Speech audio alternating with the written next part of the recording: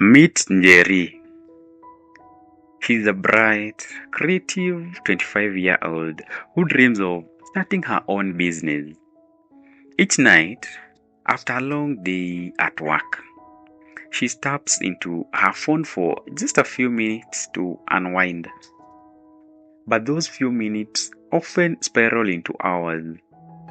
Hours of scrolling through perfectly curated photos, reading harsh comment threads, and consuming stories that make her feel like she's always behind. The next morning, she wakes up groggy, anxious, and somehow empty. Njeri is not alone. I'm sure you know what I mean.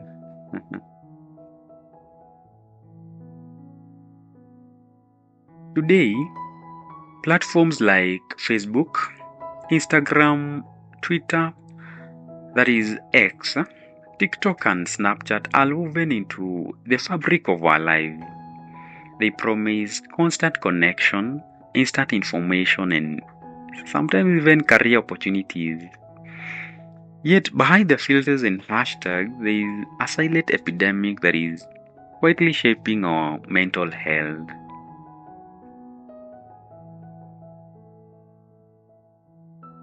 A certain research published on depression and anxiety suggests that more time we spend scrolling, as in, the more time we spend scrolling, the higher our risk of depression and anxiety. Just like our friend Njeri, many of us get stuck in cycles of endless comparison, seeing others' successes and glamorous lifestyles, while feeling increasingly inadequate ourselves.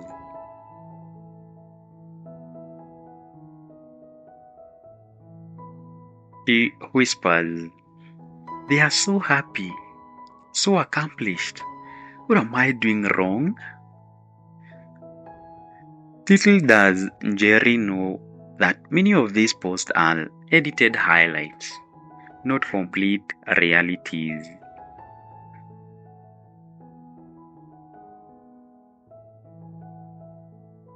Social media can mimic addictive patterns.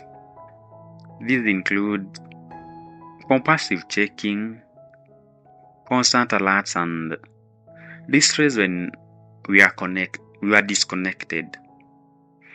According to a research that was done by Andreessen and others, overuse of these platforms can disrupt our sleep, our work performance, and even erode face-to-face relationships.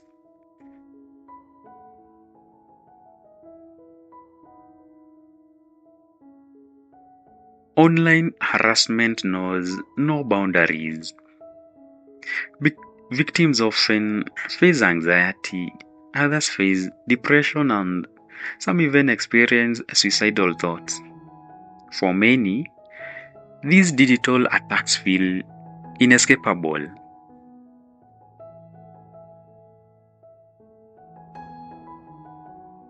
And ironically, although platforms promise connection, too much of this virtual interaction leaves many feeling lonelier. Real world support, that is face-to-face chats with family and friends, is very essential for our mental health. Without it, we risk feeling more isolated than ever.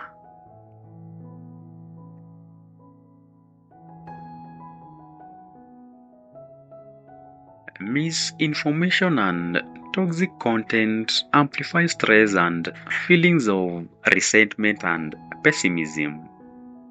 Soon, our friend Njeri finds herself feeling unsure about the world around her.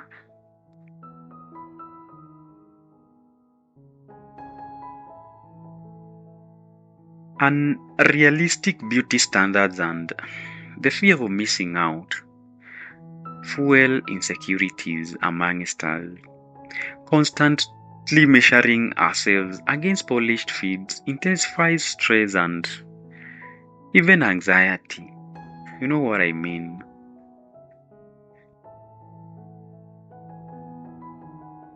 Late night scrolling disrupts sleep, reducing resilience against stress and negative emotions. Over time, this cycle erodes our mood and overall well being.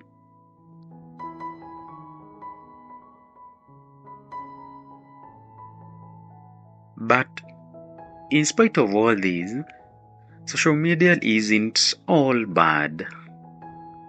It isn't all bad. It's a double edged sword. Many find genuine friendships, mental health advocacy, and even very helpful and informative stroke, you know what I mean, educational resources. These platforms can be lifelines for those seeking understanding and information. Is a whole pool of learning resources within these platforms.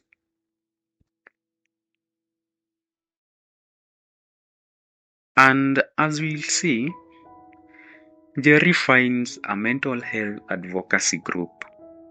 She reads stories of resilience, professional tips, and even very kind words on social media.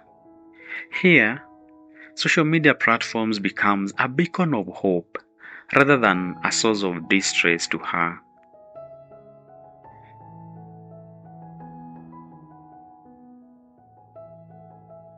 Now, before we talk solutions, let's bust a few myths. Myth number 1. All social media is always harmful. In reality, it's about how we use it. With mindful engagement, it can be a source of support and resources, not just harm. Myth number 2. Only teenagers struggle. This is not true, as people of all ages can be affected by social media's pressures, from teenagers to professionals and beyond, as in everyone.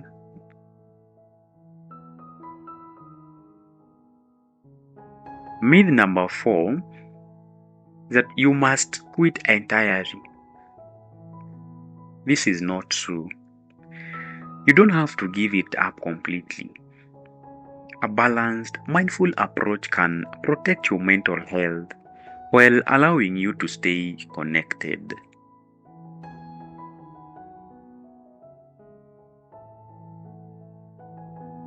The following 5 steps can really help us regain control and find balance in our social media presence. These include setting boundaries, practicing digital literacy, curating our feeds, seeking professional help if needed, and finally, embracing real-world connections.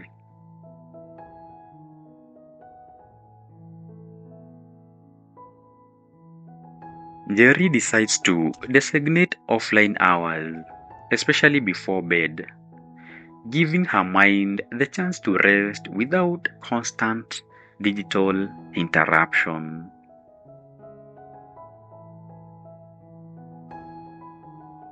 And as we'll see, Njeri begins to have kind of a turnaround.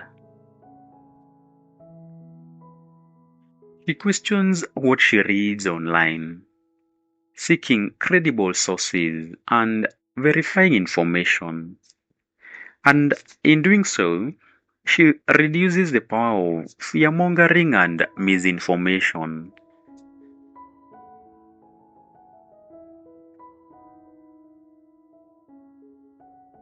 Njeri unfollows accounts that make her anxious or insecure and replaces them with voices that celebrate authenticity and well-being.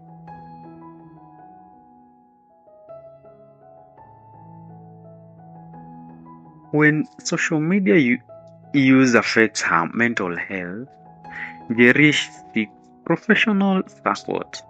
Teletherapy and online support groups guide her toward healthier coping strategies.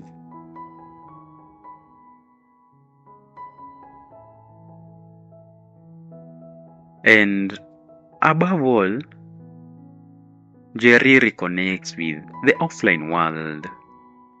She begins to have coffee dates with friends, hold community classes, and participate in activities that remind her of life beyond the screens. And we'll see them.